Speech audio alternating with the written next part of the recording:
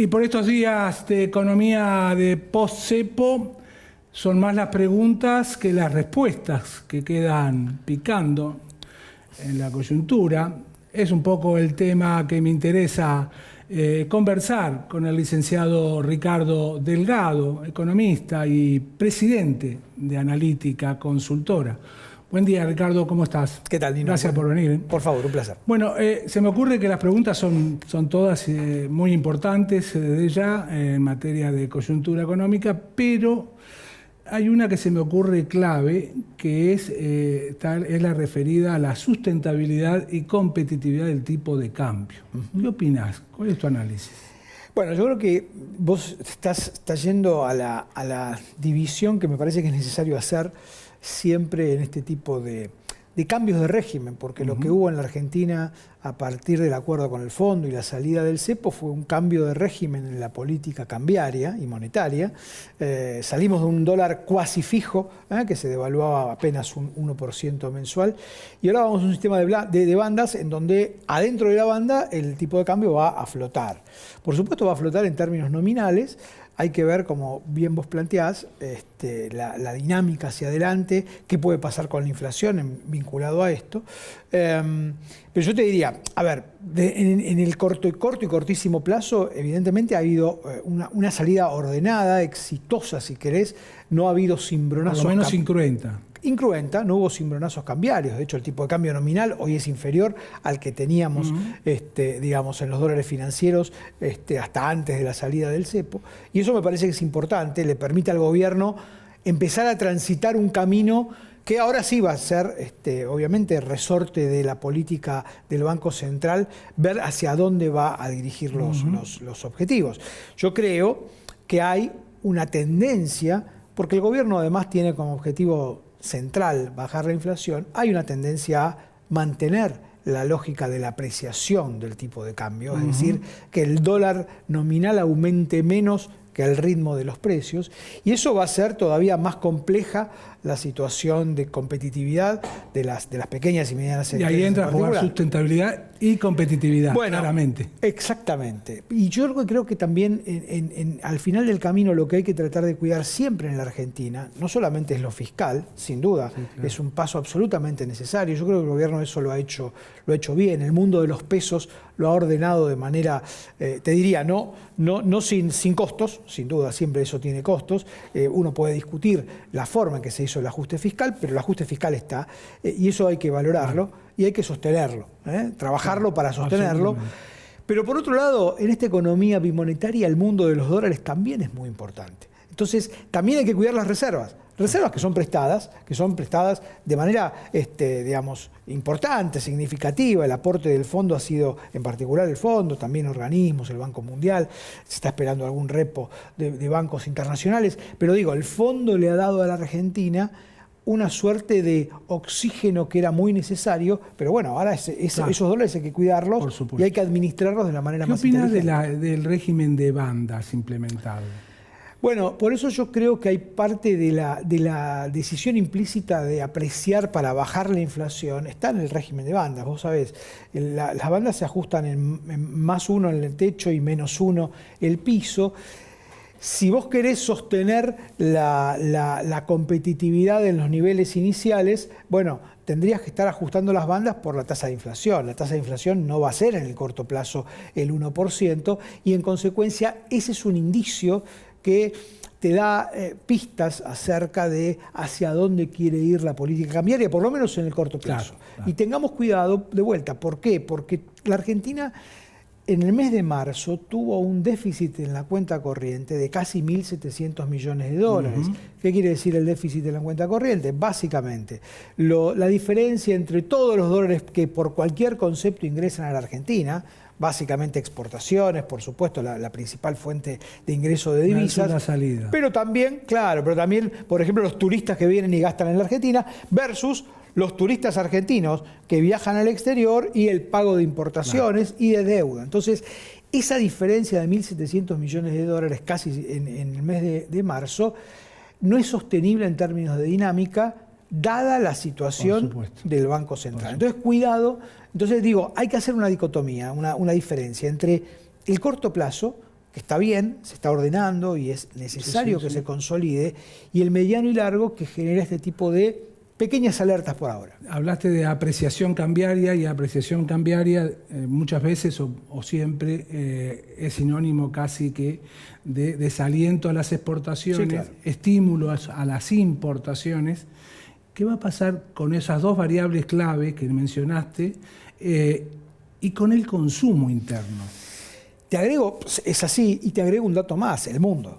El mundo hoy juega un rol complejo para las exportaciones argentinas, y te diría, si la guerra comercial entre Estados Unidos y China se sigue profundizando, se sigue agudizando, bueno, lo que China no pueda vender en el mercado americano va a empezar a venderlo al resto del mundo, y nosotros estamos abriendo la economía en un contexto en donde todas las economías tienden a cerrarse o tienden a por lo menos a protegerse más frente a las importaciones, y ahí hay un problema que de vuelta al final del camino termina pegando en las reservas del Banco Central. Entonces, ahora, yo te diría también, Nino, lo siguiente, para ser muy, muy claros. Ninguna salida en términos de mejora de competitividad se da devaluando. En una economía como la Argentina, en donde la reacción a la devaluación es automática en el impacto en el traslado a costos y a precios, finalmente, digamos, no deberíamos pensar en que la devaluación es una salida. Es la panacea. No, que no lo es. Te da un par de meses, pero no mucho más que eso. Y la verdad que genera obviamente más pobreza, más excluidos, situaciones sociales más vulnerables, ¿no?, de las que ya tenemos. Dicho esto, hay un gran dilema, y es que lo que sabemos los economistas que hay que hacer, que es bajar impuestos, reducir el costo argentino, todo lo que ya sabemos para mejorar la competitividad, lleva tiempo. Requiere acuerdos, requiere negociaciones, leyes, todas cuestiones que, digamos, primero, exigen tiempo, y además están en cabeza de un gobierno que no ha demostrado demasiada vocación por el diálogo, por el encontrar la solución con el otro que no piensa igual, ¿no? El gobierno va para adelante, rompe, y a veces hace falta, me parecen, mecanismos más de consenso para lograr algunos objetivos que tienen que ver, en este caso, con la política cambiaria, que es absolutamente central para la Argentina. Muchas veces privilegiando la macroeconomía a expensas de ese consenso que estás reclamando de alguna forma, ¿no? Bueno, porque de vuelta, porque hay una variable clave en la macro, en las decisiones económicas, en la política económica, que es el tiempo. Y hay reformas que llevan tiempo. Y muchas veces el tiempo te juega a favor y a veces en contra.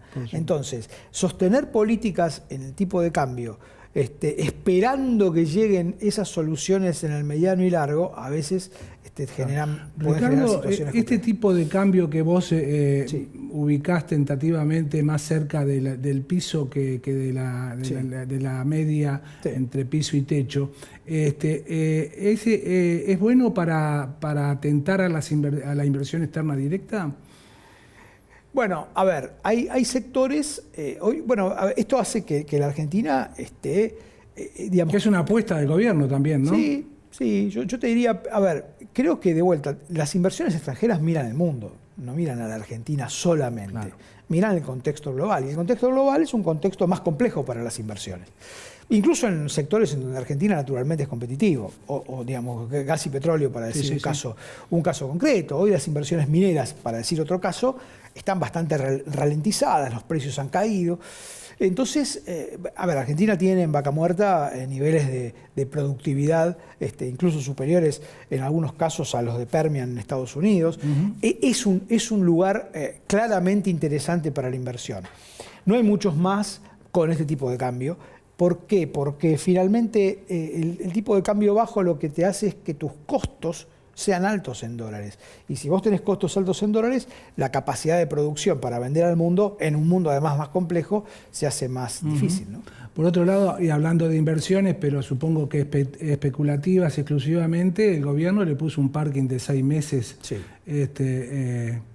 a través del cual las empresas o individuos que quieran invertir tienen que necesariamente dejar 6 meses la inversión los no residentes. congelada, claro, los no residentes. Los no residentes. Lo cual se me ocurre que es un pragmatismo muy interesante. Sí. A diferencia de lo que pasó en la salida del cepo de Macri, que no había ningún tipo de parking. Sí.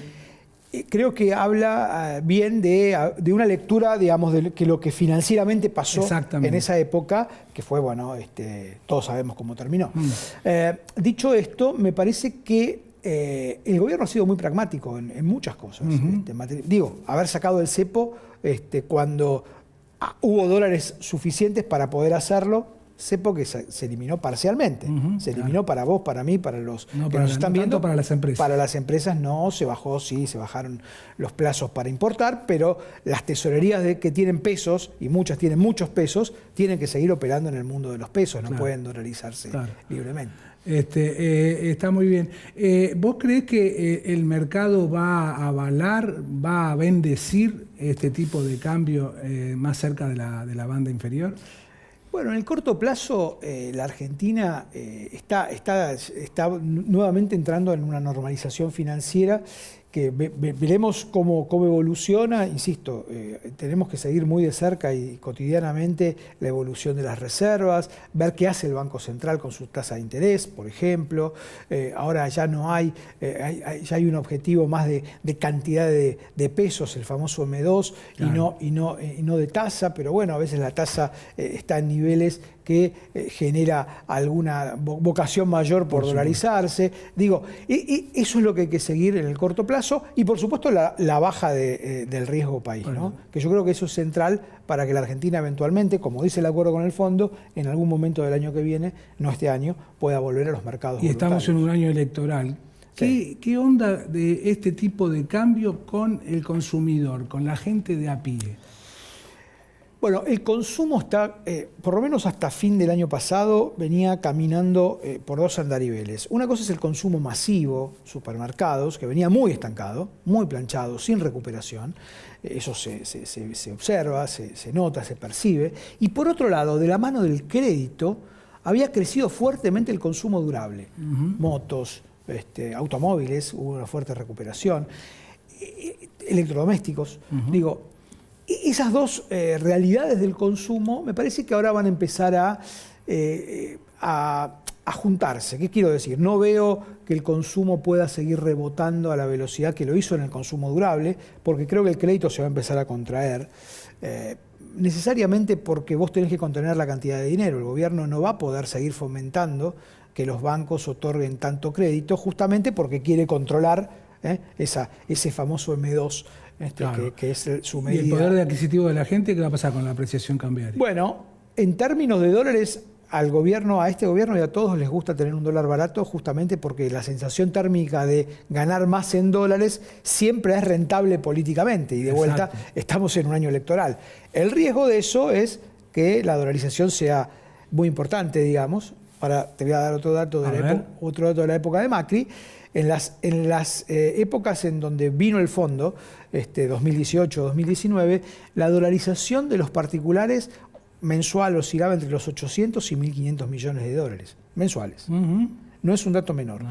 Para que tengamos un primer dato, a 6 días contabilizados, hábiles, información disponible de los bancos, los depósitos en dólares de los particulares crecieron 1.300 millones de dólares.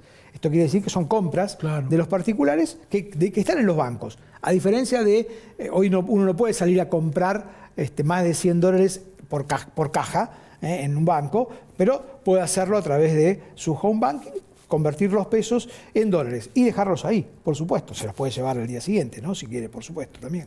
Pero digo, eso no está pasando. Ahora, eso hace que los bancos empiecen a tener de vuelta un nuevo colchón de dólares, producto de la dolarización. Prestables y para encajes. Prestables y para encajes, que facilita al Banco Central y le da más capacidad y más aire en dólares a los bancos.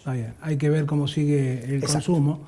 En un año electoral me parece una variable clave, ¿no? Va a ser seducir al electorado. Yo te diría que el gobierno tiene que, a mi juicio, está apuntando a lograr llegar a una tasa de inflación lo más baja posible en octubre, y por eso el mecanismo cambiario, lamentablemente a veces en el corto plazo hace que... presenta dudas, por lo menos. Exactamente. Gracias. Sin olvidar de que la que vota es la gente. Los mercados no votan y en todo caso desestabilizan si algo no les gusta. Exactamente, es así. Gracias, Ricardo. Muy amable, como siempre. Gracias. Fue Ricardo Delgado, el economista presidente de Analítica Consultora. Después de la pausa, más mercados por expertos.